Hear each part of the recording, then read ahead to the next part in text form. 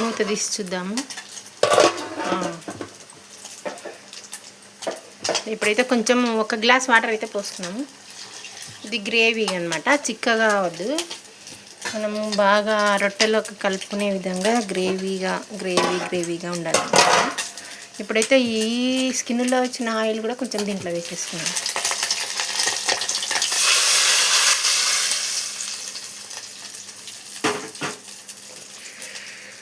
వేసుకుని కలిపేసుకున్నాం. బాగా ఉడకనివ్వాలి చికెన్ అయితే.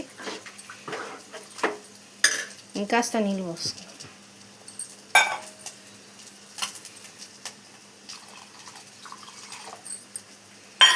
పోసేసి మూత పెట్టేసుకున్నాము. ఒక 5 మినిట్స్ ఉడకనిద్దాం.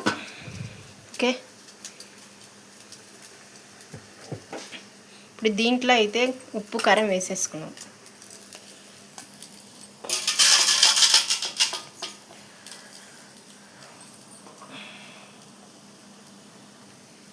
కాస్త ఉప్పు,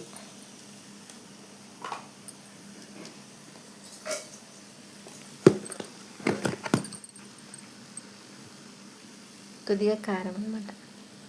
ఇది కూడా చాలా టేస్టీగా ఉంటుంది. కొబ్బరి ధనియాల పొడి అయితే కొంచెం వేసేసుకొని కలుపుకుంటే ఎంతో టేస్టీ అయిన స్కిన్ పకోడా రెడీ. చాలా బాగుంటుందండి ఇది కూడా, స్కిన్ పకోడా. చూద్దాం టేస్ట్ చేసి.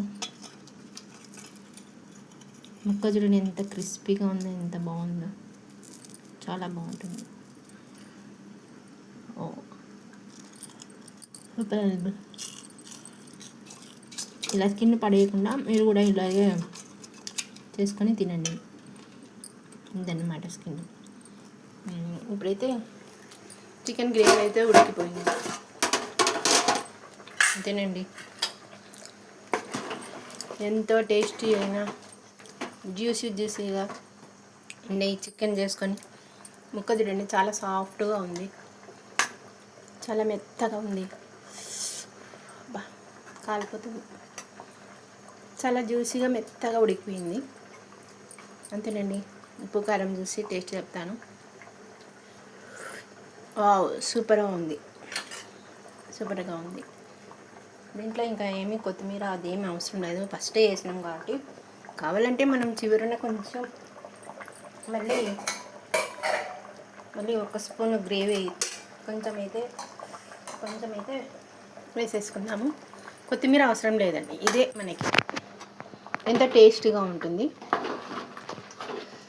ఎంతో టేస్టీ అయిన చికెన్ గ్రేవీ రెడీ. మీరు కూడా ఎలాంటి ఎంతో టేస్టీ అయిన రెసిపీని చేసుకొని తినండి హాయిగా. ఇలాంటి వీడియోలు మరిన్ని కావాలంటే నా ఛానల్ని ఫాలో అవ్వండి. ప్లీజ్ సబ్స్క్రైబ్ చేసుకోండి, లైక్ చేయండి, సపోర్ట్ చేయండి. Thank you, bye.